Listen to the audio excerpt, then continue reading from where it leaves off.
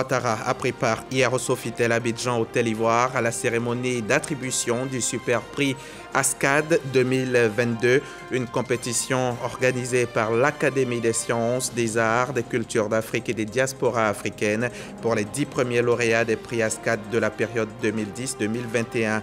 Super Prix remporté par Dr Felicia Johnson avec la note de 16/20. La peste porcine a récemment décimé les populations de bon nombre d'éleveurs de porcs, les laissant dans le désespoir. Mais l'espoir renaît peu à peu. Leurs affaires pourront repartir. Le gouvernement vient de remettre à chacun d'eux des porcins reproducteurs et du matériel pour la relance de leurs activités. On en parle dans ce journal avec Charles Tatou. Il avait été discrètement transféré pour raison de santé dans un hôpital privé de Khartoum après le putsch du général Abdel Fattah al-Burhan en octobre 2021. L'ex-président soudanais Omar el-Béchir doit aujourd'hui retourner en prison selon une décision des autorités judiciaires. Le Soudan est sans gouvernement depuis un an et fait face à une situation sécuritaire qui se dégrade. Le trophée du Super Prix des lauréats de l'ASCAD 2022 a été remporté par Dr Felicia Johnson avec une note de 16/20. C'était hier, jeudi, au Sofitel Abidjan Hôtel Ivoire, en présence du président Alassane Ouattara.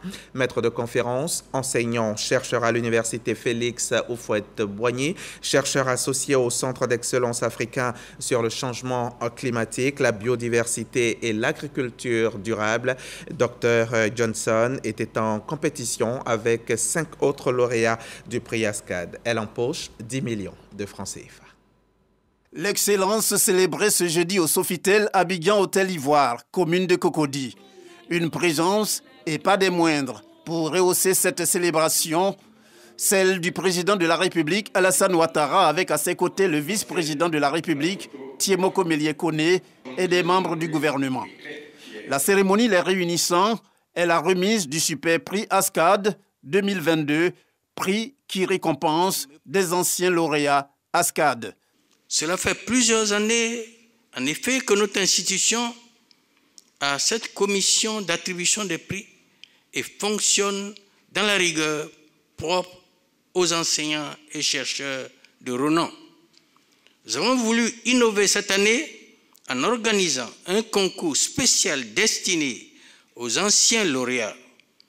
C'est ce prix des prix, si je puis m'exprimer ainsi, que nous avons appelé Super Prix.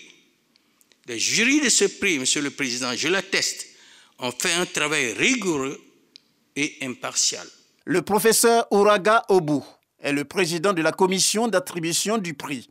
C'est à ce titre qu'il exprime la reconnaissance de l'ASCAD, Académie des sciences, des arts, des cultures d'Afrique et des diasporas africaines, au président de la République, Alassane Ouattara, pour l'honneur qu'il fait à tous de répondre présent à cette cérémonie. Pour célébrer nos célébrités, il nous fallait trouver un homme ou une femme de référence, une personne de grand renom.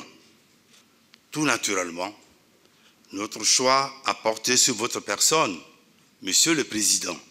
En témoigne votre brillant cursus universitaire, votre solide expérience professionnelle, sans omettre votre carrière politique exceptionnelle.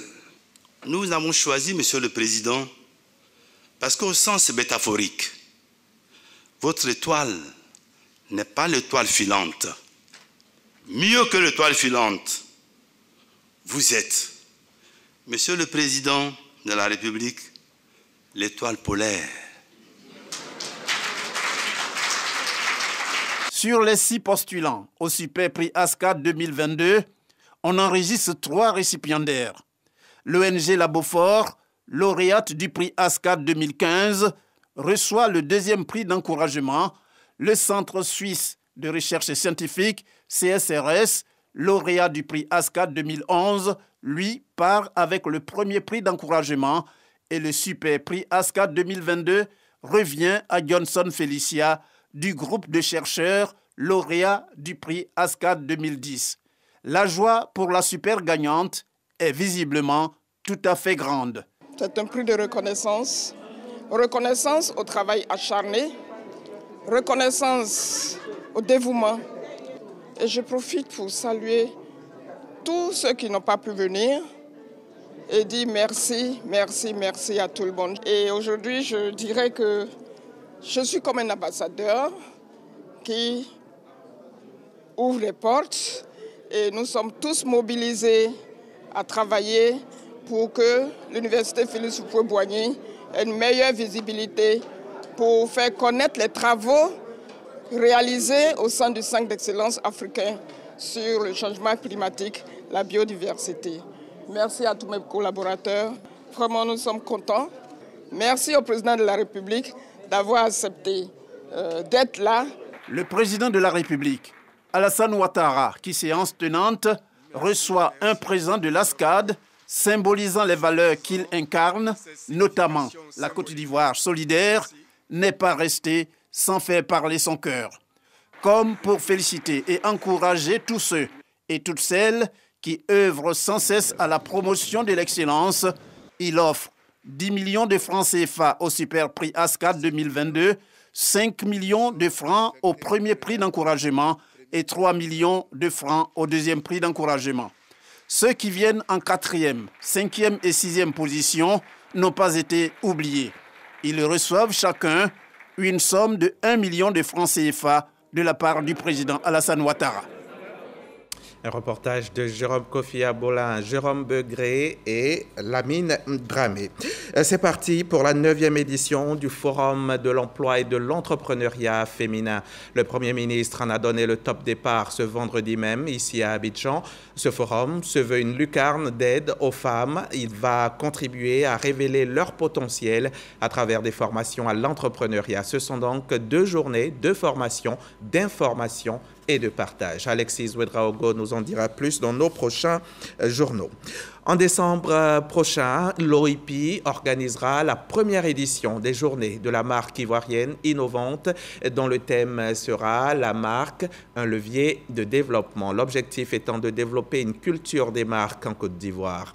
Le directeur général de l'Office ivoirien de la propriété intellectuelle l'a annoncé cette semaine aux journalistes. Et c'est Jean-Louis Gbangbo qui y était pour RTI. La marque, un levier de développement des entreprises. C'est autour de ce thème que se déroulera la première édition des Journées de la marque ivoirienne innovante JM2I. 4 jours spécialement dédiés à la valorisation du Made in Côte d'Ivoire. 4 jours au cours desquels l'OIP, l'Office ivoirien de la propriété intellectuelle, va militer pour le développement d'une véritable culture des marques en Côte d'Ivoire. C'est la création qui stimule l'innovation et bien évidemment c'est l'innovation qui est le levier de tout ce qui est développement socio-économique depuis la nuit des temps. La marque, c'est cet élément qui permet à toute entreprise de se positionner sur le marché. Donc comment valoriser sa marque une fois protégée? C'est le sens des Journées de la marque ivoirienne innovante. Une culture de la marque qui devrait être adoptée par les PME, grandes entreprises et responsables de fêtières et groupements patronaux. Des acteurs qui sont invités à participer à l'événement qui aura lieu du 19 au 22 novembre prochain. À travers cette activité-là, nous voulons former nos entreprises, nos opérateurs économiques à s'approprier le système de la propriété intellectuelle de telle sorte à disposer de marques fortes pour aller affronter la concurrence sur le marché africain d'abord et puis bien évidemment sur les marchés au-delà du continent africain. Pour cette première édition, les Journées de la marque ivoirienne innovante attendent plus de 5000 visiteurs par jour et 100 exposants et intervenants, provenant notamment des secteurs du numérique, de l'agroalimentaire, des BTP, de la restauration et de la mode. À Bouaké, dans le Gbeke, le ministère des Transports accentue la lutte contre l'incivisme routier, le non-respect du code de la route par les conducteurs d'engins à 2 et 3 roues. Lors de la dernière caravane de sensibilisation initiée par une ONG, le ministre est descendu lui-même sur le terrain pour exhorter l'ensemble des conducteurs au respect strict du code. Corona Soro, RTI Bouaké. Les données du groupement des sapeurs-pompiers militaires et du CHU du Bouaké relèvent que les engins à 2 et 3 roues sont impliqués dans plus de 50% des accidents de la circulation. Le non-respect du code routier demeure la principale cause de ces accidents. Pour attirer la sonnette d'alarme, l'ONG GECI, Génération émergente de Côte d'Ivoire, sensibilise. Avec les forces de l'ordre, nous allons travailler ensemble en étroite collaboration avec l'OSER aussi pour que nos parents puissent prendre conscience que le port du casque est important dans leur vie. Le port du casque est obligatoire en Côte d'Ivoire. Nous sommes venus pour leur dire que le casque que les usagers de 2 roues et de 3 roues portent, ce n'est pas pour faire plaisir aux forces de l'ordre. C'est une mesure de sécurité routière. Pour protéger les conducteurs des engins à 2 et 3 roues des accidents mortels, plus de 600 casques sont distribués. Les acteurs s'engagent à se conformer aux réglementations en vigueur afin de réduire le taux des accidents. Nous allons faire en sorte que dans la ville de Bouaké, aucun tricycle, aucun taxi-moto, aucun conducteur aujourd'hui ne circule sans ses casques. Un don, c'est un don, il faut en faire un bon usage. Le ministre des Transports invite les opérateurs économiques et d'autres organisations à suivre l'exemple de la GECI. Amadou Kone annonce des mesures pour simplifier l'immatriculation des motos et l'obtention des documents. Le gouvernement travaille très rapidement. On puisse permettre que les coûts pour les cartes grises, pour l'immatriculation des motos, que ces coûts-là soient baissés fortement pour vous permettre d'avoir les documents de vos motos. Dans la pose des plaques d'immatriculation, il y a beaucoup plus de célérité. À partir de la carte grise, les plaques d'immatriculation puissent être disposées sur vos motos, donc en 24 heures. Cette deuxième édition des sensibilisations sur les civils routiers est marquée par une parade motorisée à travers la ville de Bouaké et une compétition de motocross. Que l'on soit à Bouaké ou partout ailleurs sur le territoire ivoirien, il faut respecter le code routier. C'était un reportage de Corona Soro, RTI Bouaké. Et pendant ce temps, ici à Abidjan, se tenait à l'université Félix Houphouët-Boigny la conférence des recteurs, présidents et directeurs généraux du RESAO, le réseau pour l'excellence de l'enseignement supérieur en Afrique de l'Ouest. En présence du ministre de l'Enseignement supérieur et de la Recherche scientifique, il était question de réfléchir sur la normalisation des calendriers académiques dans l'espace RESAO. On en sait plus avec Khalil Diomandé et Jean-Marc Djadji. Après 4 ans d'interruption due à la Covid-19, la conférence annuelle des universitaires du Réseau pour l'excellence de l'enseignement supérieur en Afrique de l'Ouest s'ouvre à Abidjan. Ces experts réunis ici veulent apporter des réponses efficaces à la problématique des retards dans les calendriers académiques. C'est à juste titre que le thème de cette session ordinaire s'intitule « La normalisation des calendriers académiques dans l'espace RESAO ». Les calendriers académiques sont plus ou moins perturbés, avec des années tronquées, des années quelquefois chevauchant. Il nous fallait donc trouver un cadre de rencontre pour essayer de faire un état des lieux, donc un diagnostic, voir quels sont les problèmes, les difficultés et essayer de les adresser, trouver des solutions que nous proposerons à nos gouvernants. Pour le ministre de l'Enseignement supérieur et de la Recherche scientifique, qui fait de l'harmonisation des calendriers universitaires une priorité, ces réflexions sont plus qu'urgentes. Parfois, vous avez des rentrées universitaires qui se font à des dates qui défient vraiment le bon sens. Et pire, d'une université à l'autre au sein d'un même pays, on a des rentrées qui se font à des dates différentes. Et même, parfois plus grave, au sein d'une même université, on a des situations où les rentrées se font à des dates différentes d'une UFR à une autre. Alors vous comprendrez bien que les fruits des réflexions qui seront menées au cours de ces assises-là sont d'une importance capitale pour le pilotage de nos systèmes d'enseignement supérieur. Créé le 11 octobre 2005 à Lomé, au Togo, le Réseau pour l'excellence de l'enseignement supérieur en Afrique de l'Ouest, RESAO, a pour but de promouvoir une nouvelle politique de coopération universitaire. Cette plateforme met l'accent sur la modernisation de l'offre de formation. Elle est composée des 7 pays francophones de l'UEMOA. Là, on part à Yamoussoukro, la capitale politique de Côte d'Ivoire. C'est là que l'association Sciences et Technologies au féminin a choisi pour lancer la campagne SCI Tech Tour. Cela dans le cadre du projet d'appui à la modernisation et à la réforme des universités et grandes écoles de Côte d'Ivoire. Initiative soutenue techniquement et financièrement par le C2D, le contrat de désendettement et développement. Les précisions de Kader Sogodogo. Dans le cadre du projet Appui à la modernisation et à la réforme des universités et grandes écoles de Côte d'Ivoire, L'association Sciences et Technologies au féminin, avec l'appui technique et financier du contrat de désendettement et de développement, CED, démarre la campagne Sciences Tech Tour à l'Institut national polytechnique INPHB Félix Houphouët-Boigny de Yamoussoukro. Cette campagne se veut un moyen important de promotion et de valorisation des jeunes filles dans les carrières scientifiques et techniques en Côte d'Ivoire, tout en développant en elles des capacités à promouvoir et à terminer leur cursus scolaire et universitaire. Ce que j'ai retenu, c'est qu'en tant que femme, on ne doit pas avoir peur d'embrasser les carrières scientifiques. Présentation aux participantes de l'association Sciences et Technologies au féminin, échange sur le manque de confiance et le harcèlement sexuel qui constitue un obstacle à l'achèvement de leurs études. Les étudiantes sont encouragées à avoir des carrières professionnelles scientifiques et faire découvrir de manière concrète l'importance des femmes scientifiques dans le développement du pays. Le CED accompagne les universités et grandes écoles à sensibiliser déjà au niveau, sinon encourager également au niveau des filles qui sont déjà engagées dans les sciences et techniques, dans la science et la technologie, à se maintenir et pouvoir achever leurs études. On a une mission comme mettre à disposition des élèves, des ambassadrices, des femmes, des jeunes femmes scientifiques qui soient capables de porter le message, de leur dire que la science, c'est aussi leur domaine. Nos jeunes filles ont beaucoup de talent et leur empêcher l'accès ou bien ne pas les motiver dans ce sens est une grave erreur pour notre économie nationale et pour le développement de notre pays.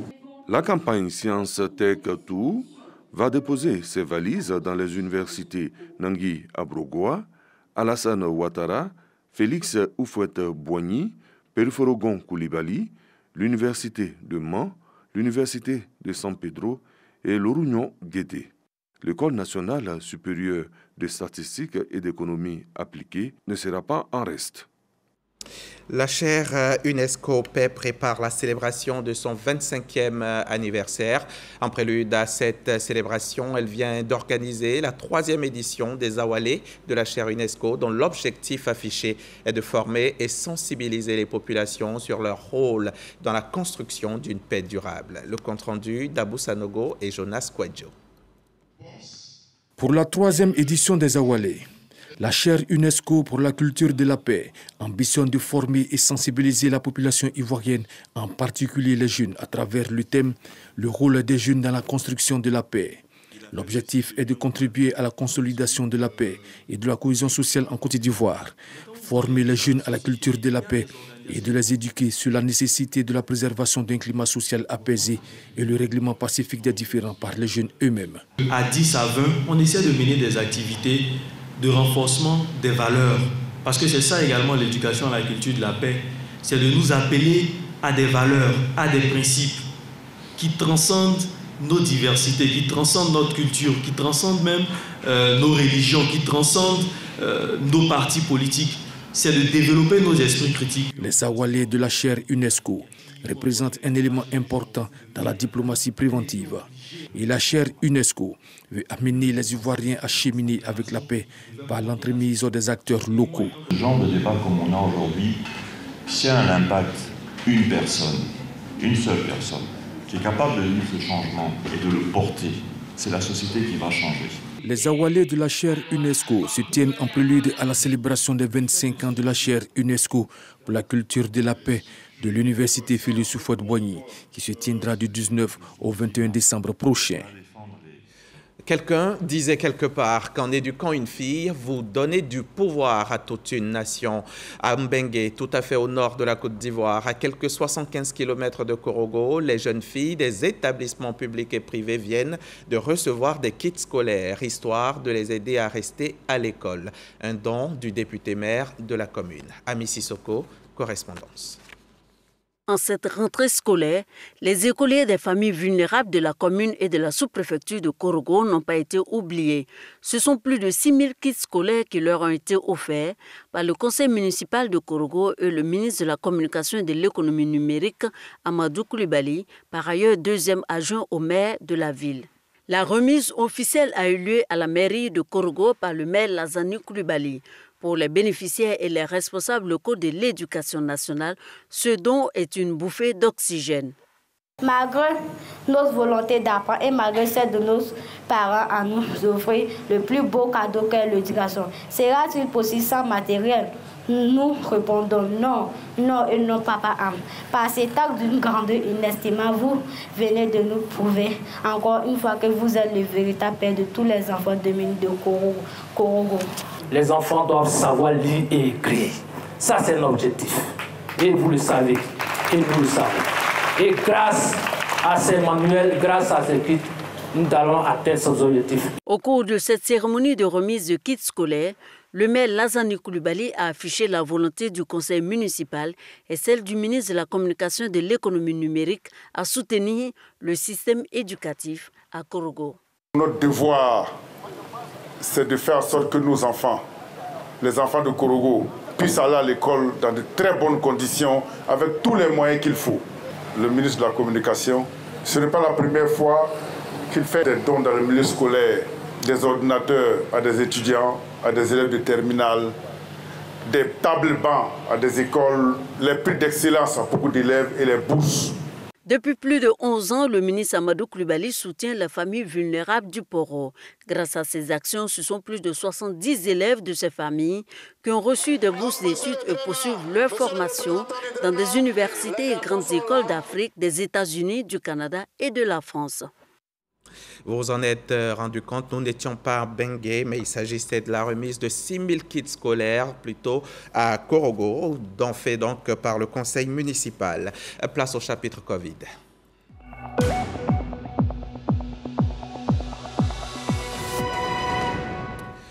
Une nouvelle contamination a été enregistrée hier jeudi, portant le nombre total de cas Covid en Côte d'Ivoire à 87 847. 16 cas sont actuellement actifs et on déplore 829 décès liés au coronavirus.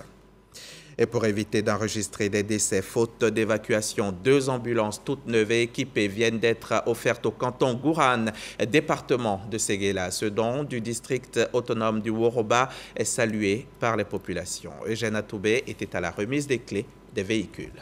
Reportage.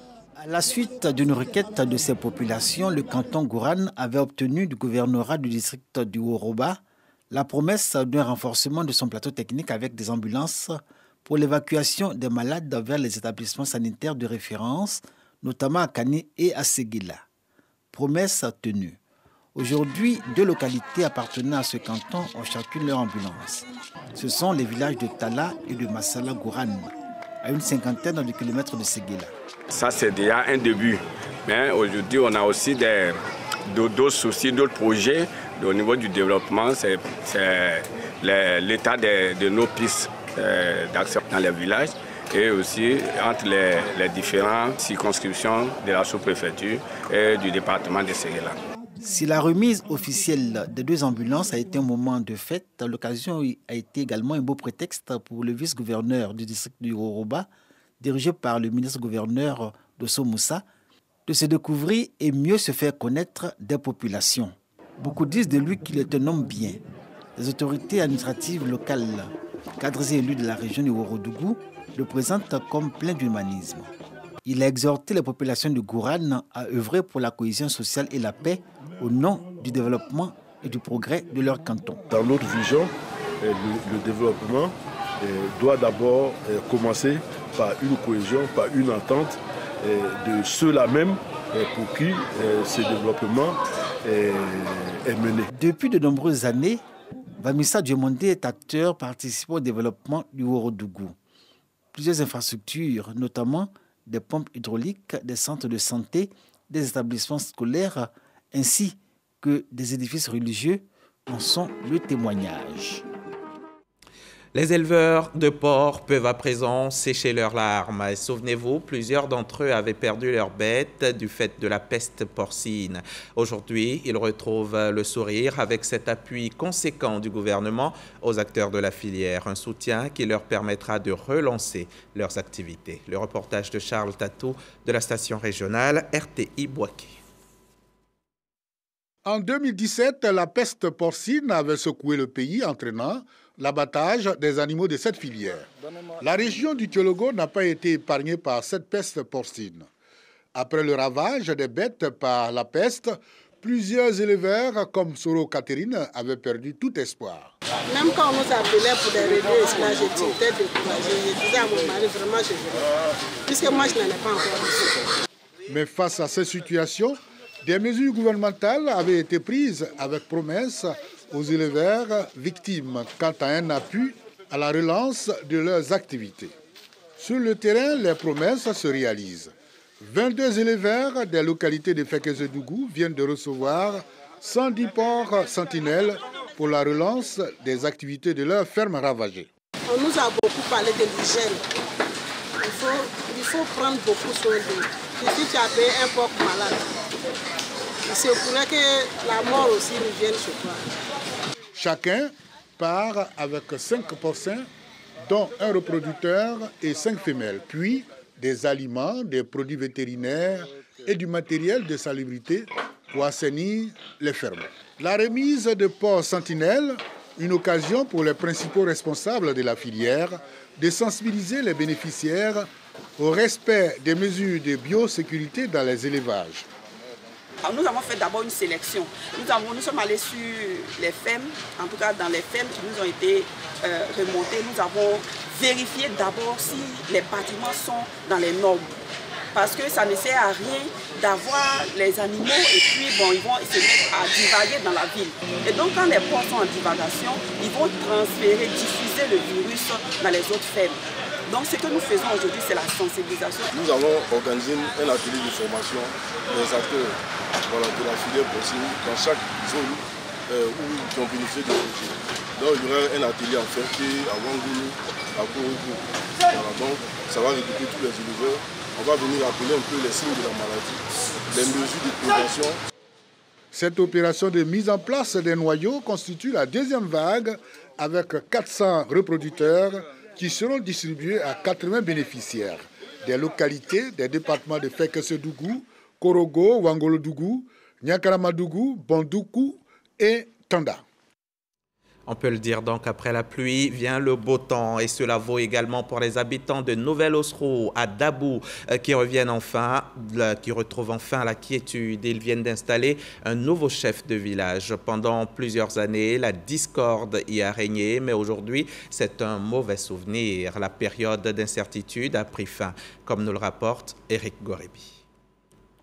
C'est lui le nouveau et premier chef du village de Nouvelle-Osro. Akaessi Ambroise a reçu ses attributions du sous-préfet de la localité. Akaessi Ambroise devra œuvrer pour préserver la paix dans le village. C'est lui le représentant légal de l'État. Une investiture qui s'est faite en présence du docteur Albert Mabry-Toikeuse, président de l'UDPCI et cadre du RHDP. Le nouveau chef du village a invité les populations à la cohésion. Il s'est dit engagé à mettre en œuvre la vision de développement du président de la République. On lui dit merci, pour nous rassembler pour un développement propre, sans ambiguïté. Une cérémonie qui a vu la présence du consul de la Côte d'Ivoire au Niger, son Excellence Victor Akessé, fils de ce village. Ça fait 7 ans que nous courons après un chef central qui puisse représenter dignement Nouvelle-Osro. Le village de Nouvelle-Osro est situé à une quinzaine de kilomètres de Dabou pour une population de 10 000 habitants. Le Parlement kényan a approuvé hier jeudi le déploiement de 903 soldats dans l'est de la RDC pour participer à la force régionale annoncée en juin par la communauté des États d'Afrique de l'Est.